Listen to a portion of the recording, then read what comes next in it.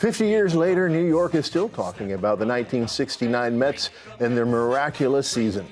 That team transformed the Queens franchise from lovable losers into World Series champions. Their remarkable run and the profound personal ties that it forged are now the focus of a new book titled After the Miracle, The Lasting Brotherhood of the 69 Mets, co-authored by one of the members of that memorable team, Art Shamsky, who joins us now. Art, welcome to the program. It's great to be here, Rafael. It's an honor to have you here, man. So listen, the book is largely the story of that incredible season, mostly told by some of your teammates. But it begins and it ends with a story of a trip you and a few of those teammates took to see Tom Seaver in California a couple of years ago.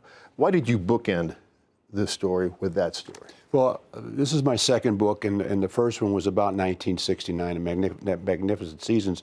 It's about the Jets, the Mets, and the Knicks all winning in that period of time.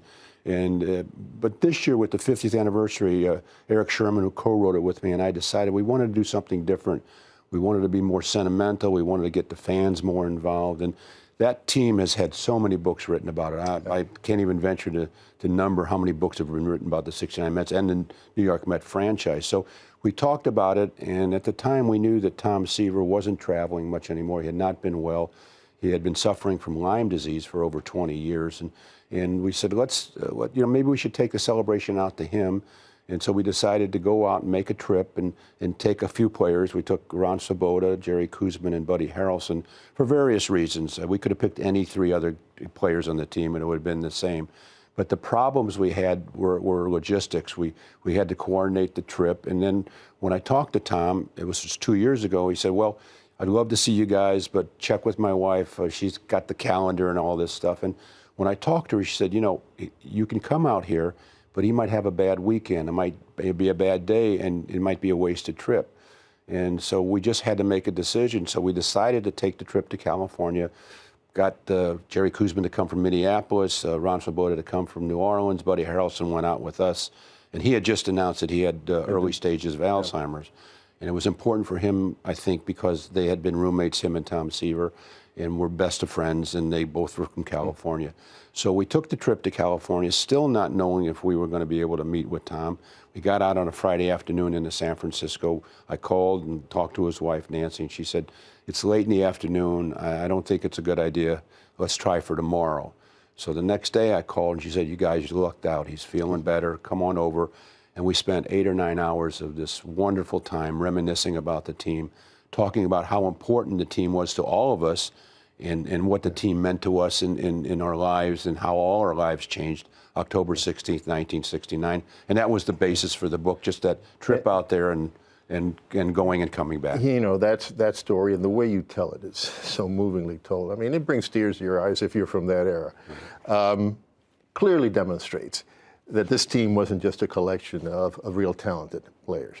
It shows that you were a group of guys who developed a brotherhood. I mean, you loved each other like brothers, and you can tell that in that story.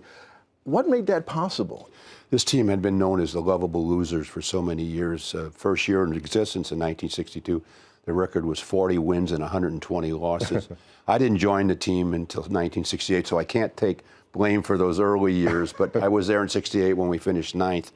But I think Gil Hodges coming over in 68, which was my first year, and Tommy Agee and Al Weiss and J.C. Martin, a couple guys, we all came around the same time. And the attitude of the team changed, but I think really the legacy of that team is how bad we were in those early years, and then how we changed the perception of the Mets, and I think people have passed that on. And the second thing was that if you remember, if you were old enough to remember, it was one of the worst times in the history of this country. Yeah. The war in Vietnam was tearing the country apart. The city of New York was in disarray financially, socially, emotionally, spiritually, whatever way. And we made people feel better about their lives for a brief period of time. And they've passed that on from generation to generation. I have kids coming up to me who weren't even born, who either recognize my name or hear 1969 Mets, and they just say, hey, my parents or my grandparents told me about that team, and that really is the true legacy of the team, and that's been passed on from generation to generation. And I really believe it's one of the few teams in any sport that 50 years later teams still want to meet. And It's talk the to only you. one I can think of, because I was thinking as I was reading the book, any other team? No other team. Well, what's has it. interesting, I have people coming up to me and always just saying thank you. It's not necessarily to get an autograph or sign anything. It's thank you for what you did to my parents or my grandparents or even us back in a period when we were going through some terrible times financially or illness or whatever it might be. And I've had Vietnam veterans come to me and say, hey, I was in the worst place you could ever be in the world, and I heard about the Mets, or I listened to the game if I was lucky enough to do it. Thank you for making me feel better about being in that situation, even if it was a brief period of time. And I think those two things are the real reason that this team kind of lives on forever. When did you know or begin to believe that you could take it all the way? I knew in September that we were as good as anybody in baseball. And even though we played the Baltimore Oriole team in the World Series that won 109 games that year, we won 100. And when we rolled over the Atlanta Braves in 3 games in the playoffs, I knew then we could compete with anybody. And even when we lost the first game of the World Series, I incidentally made the last out of the only game of the World Series that we lost. We had confidence. We had Jerry Koosman pitching the next day. And if we lose that second game, maybe we're in trouble. But we win the second game in Baltimore, win the next 3, and all our lives changed October 16th. Right. Let me get to that in a second. But to get there, you had to win the National League East. And the big competitors were the Chicago Cubs. Leo Durocher was their manager. You guys hated that guy. Well, he was an easy manager to hate. Why? Well, Leo had the reputation of getting on opposing players. He goes back to those days when he was with the Dodgers in Brooklyn, with the Giants and the Polo Grounds.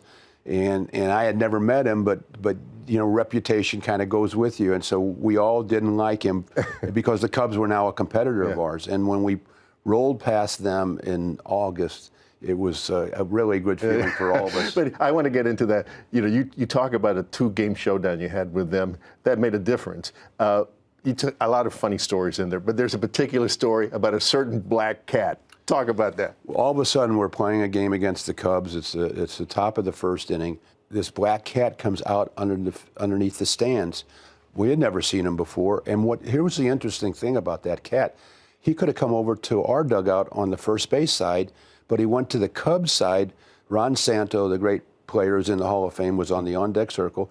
He walked around Ron Santo and then sat kind of on his hind paws and stared into the dugout of the Chicago Cubs, I think looking at Leo Durocher. And that freaked all of us out. And if he would have done it to us on our side, who knows what we would have done. It was really a freaky situation. But here's the catch to this whole thing, Rafael. We interviewed the groundskeepers at the time, and none of them had ever seen the cat before, and none of them ever saw the cat afterwards. So somebody was watching over us, Either that or Jerry Koosman was up to his tricks. Jerry Koosman that guy was a character. Yeah, he was a character. So, Art, the book is After the Miracle, The Lasting Brotherhood of the 69 Mets.